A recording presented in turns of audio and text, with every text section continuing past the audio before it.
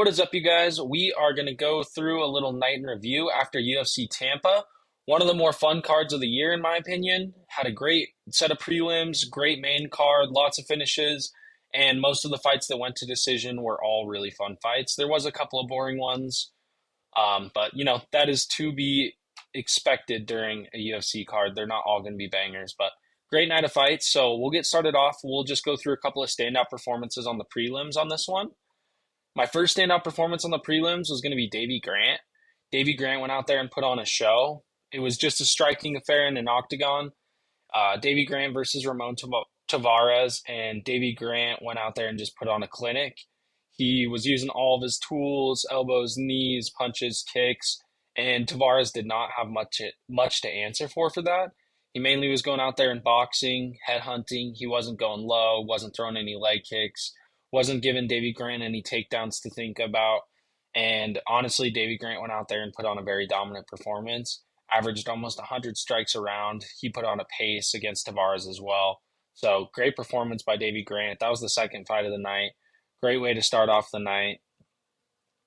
Another one on the prelims was the Sean Woodson and Fernando Padilla fight.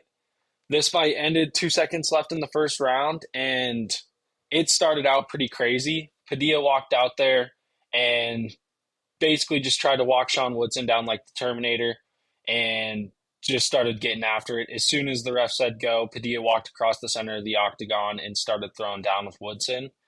And Woodson started catching him clean. Woodson wasn't putting everything on his punches. You could see Padilla was almost over swinging a little bit, and Padilla was just staying clean with his boxing.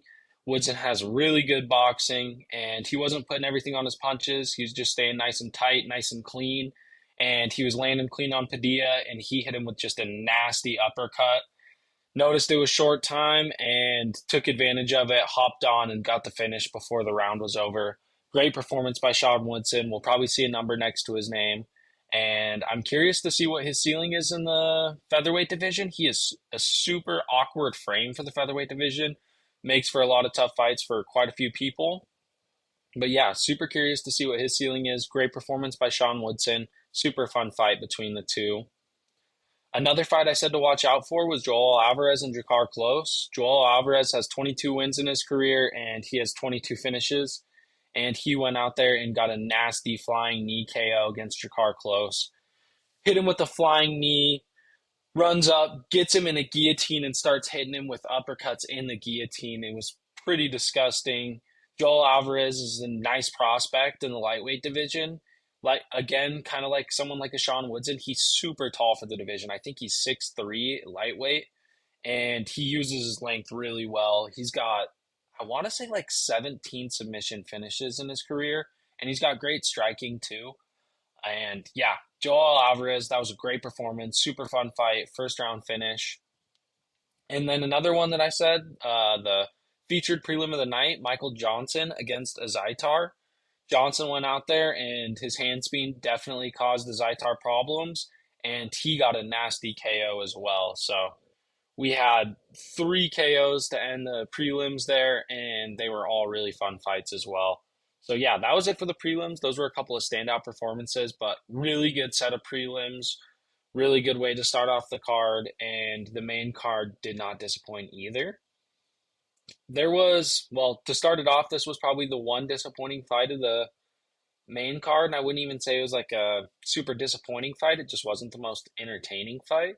Navajo Sterling versus Tuco Tokos. Navajo went out there and he put on a good performance. He won all 3 rounds on all of the judges' scorecards. It was a good striking performance. He seemed a little bit tentative once he got him hurt. I think he was looking for more of an opening, maybe Tuco, waiting for Tuco to apply a little bit more pressure and fight back a little bit more.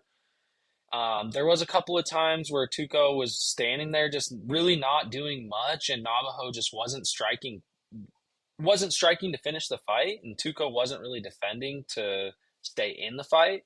But still, great performance by Navajo.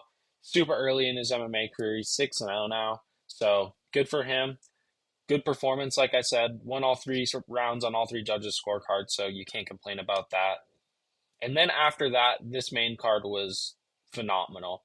We had the Yanez and Marcos fight. I had Yanez personally in this one, and it was a split decision to Marcos. I had Yanez before the fight. Let me clarify. I think Marcos won the fight. It was a split decision that went to Marcos. And in this fight, it was a really fun. It was a really fun back and forth battle. Marcos was just landing the cleaner, bigger shots. You could tell Marcos had a bigger frame than Yanez in there, and Yanez couldn't get his head off the center line. He didn't have the best head movement once he was coming in, and he was getting in these brawling altercations with Marcos where he was doing really well when he was hitting him with like a 1-2 in and out.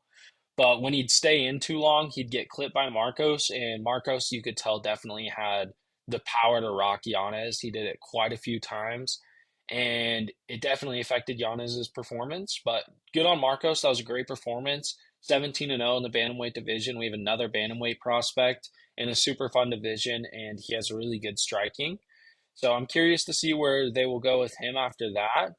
Like I said, it wasn't like the most dominant performance. It was back and forth. Yanez did rock him once, and Yanez did win a round on two judges' scorecards. I personally had it 2-1 on Marcos.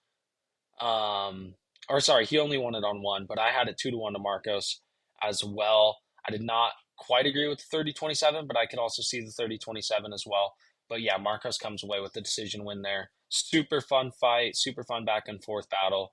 So yeah, on to the next one. We had Dustin Jacoby and Vitor Petrino. And honestly, this fight over delivered from what I thought it was going to be. I thought it was going to be more of a Vitor Petrino going out there and just grappling with Dustin Jacoby, winning off of a control time victory or possibly a submission, but not the most entertaining fight.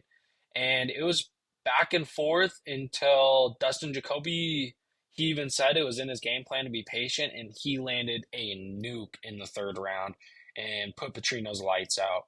And yeah, I mean, there's not a whole lot else other than to say about that. I mean, you kind of forget what happened in the rest of the fight when you see a nuke like that. There was a few knockouts this card that were, not they aren't going to be the knockout of the year, but they would be knockout of the year candidates. And this one was one of them. This one was a nasty knockout, super super sick knockout, and a great addition again to this main card. And yeah, like I said, I had Petrino, but Jacoby got this one. Good for him. Not too sure where they'll go with him next. And then that is back to back losses for Petrino. So we'll see what the UFC does with him, if they keep him on the roster and give him another fight, or if he gets cut after back to back losses. He didn't lose to the biggest names, so he may get cut. They may give him another fight. I think if he loses three fights in a row, the UFC has been pretty ruthless with their cuts recently, so I could see someone like that getting cut and sent to another organization to grow a little bit more before they come back to the UFC. But hopefully Petrino gets another fight. I think he's got a lot of potential. I think he just needs to clean a couple of things up. But other than that, yeah, great fight, great performance. Dustin Jacoby, great knockout. And then on to the next one. This is, in my opinion, one of the performances of the year. Manel Kopp and Bruno Silva. Manel Kopp, I said this before the fight. I think he just looked like he was I thought he was going to just be on another level other than Bruno Silva, and that's it showed. He was styling on Bruno Silva. He was emoting in the middle of the octagon. He looked great. His striking looked great. Um, his striking defense looked great, and he just put it on Bruno Silva. Kicks, punches, knees, everything. He looked amazing. And in between the second and third round, he's talking to Dana White and then goes out there, gets a finish in the third round, gets on the mic, and has a great interview. Was great on the mic, said he's not going to cuss on ESPN, says fuck Kai Car France, fuck Izzy. You know, definitely gets the fans hyped up to see you fight again. Great performance, like I said. I think Kopp versus Kai Car France next. I think they're going to give Roy Val the next belt shot. So I think Kopp versus Kai Car France would be super fun. They've had beef at press conferences before. Kopp doesn't like Kai Car France. Kai Car France doesn't like him. Kopp doesn't like his whole team. I think that'd be a super fun build up. They're both really good strikers. I think that'd be a super dynamic battle on the feet. And yeah, I hope that's the fight we get next. And if Cop wins that one, I think he gets a title shot.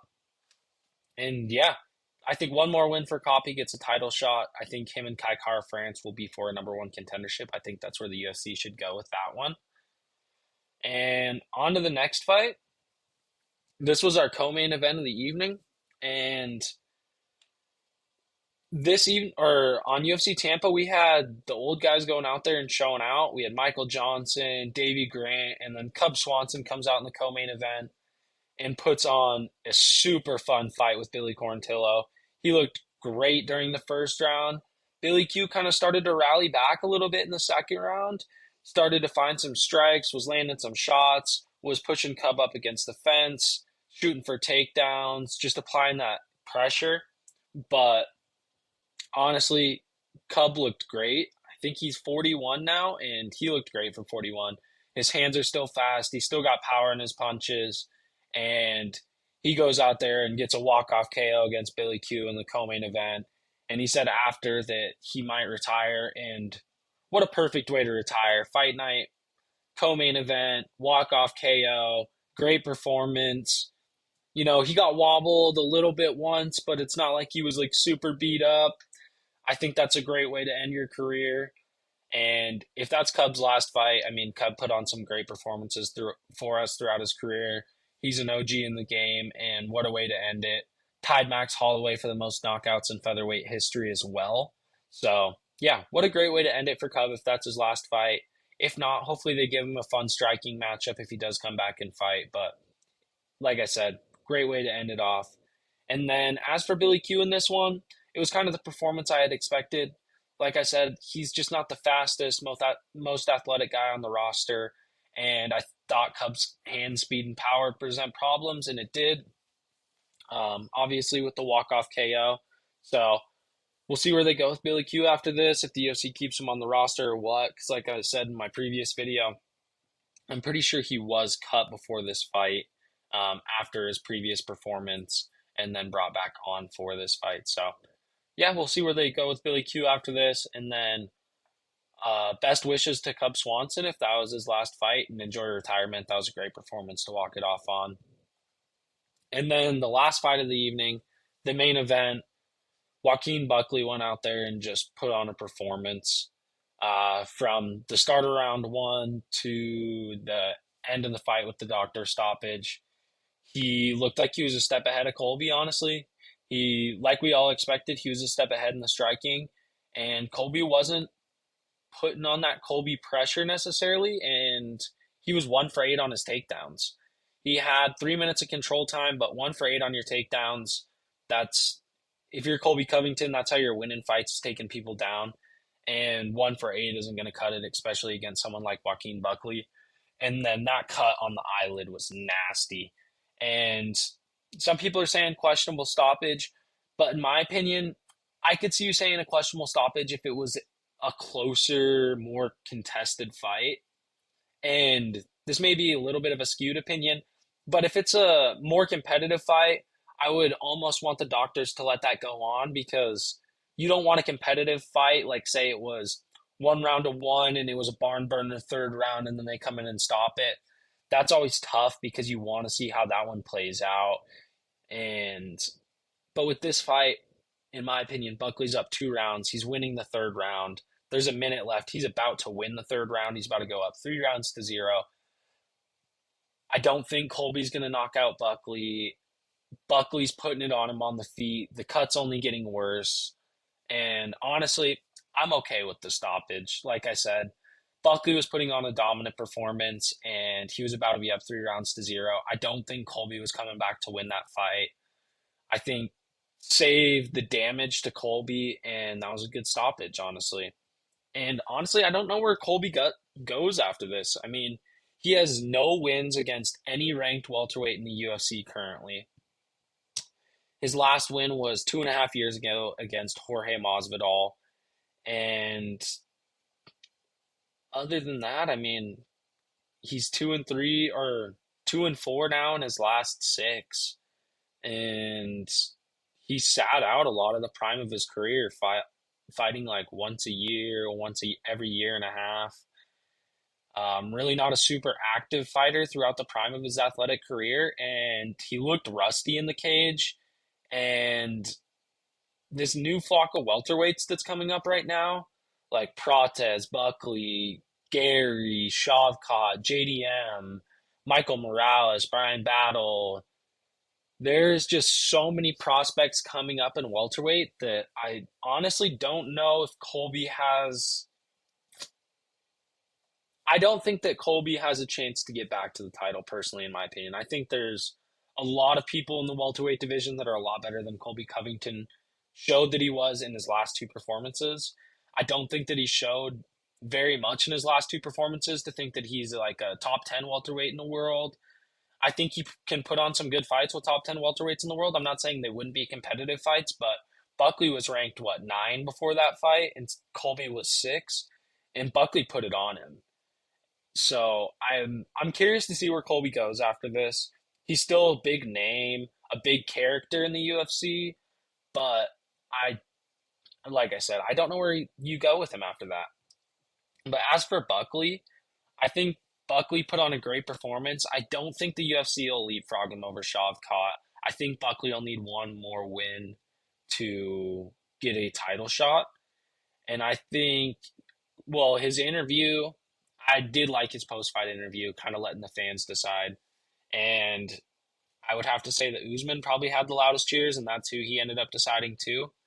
I think that's a fun fight. I think that Usman's honestly a little bit. His last three losses, granted, he has three losses in a row. The first one against Leon, he was dominating that whole fight, gets caught with the last second head kick. The second fight, I think he came back kind of like a Volk against Ilya, a little bit too early from that head kick. And then the third one was 8 days' notice against Hamzat in middleweight, so up a weight class against the scariest guy, the boogeyman of the division, who just went out there and mauled Robert Whitaker after. So I don't think Usman gets enough credit. I think that'd be a really good fight. I think Usman is going to be able to strike a little bit better with Joaquin. I don't think Usman does super good with people who aren't like basic strikers. I think he does a little bit. I think he has a little bit of struggles with people that are a little bit more dynamic of strikers, like a Leon Edwards. He's a basic striker, but he creates more angles. He's got better footwork. Whereas like Buckley will create angles and he has better footwork. Whereas like Usman really displayed his striking against someone like a Colby Covington, who's like a very like 1-2, 1-2, 1-2 hook. Like he's not doing anything too crazy. And so I think that would be a really fun fight. I think Joaquin obviously would have the striking advantage there, but I think it would be a great fight. I think that's a great step up for Joaquin, and I think that's a good marker for Usman to see where he's still at in his career, to see if he still has a pushback up to the top or if he's kind of in the same situation that Colby is. And so hopefully they make that fight. I think that'd be really fun. Maybe like a Joaquin and like a JDM would be super fun too. But I think those are two younger prospects. I think you match those guys up against two of the veterans in the division. Let the prospects build themselves a name a little bit more before they fight each other. But yeah, other than that, absolutely great performance by Joaquin, and not too sure where Colby goes after this one. But what a great way to end the year. Great night of fights to end the year. And next year's already shaping out to be a super fun start of the year. UFC of 311 looks super fun. We have a couple good fight nights to start the year as well. So yeah, we'll keep doing a couple of videos, but thank you guys for tuning in. Like and subscribe if you would, and enjoy the rest of your week.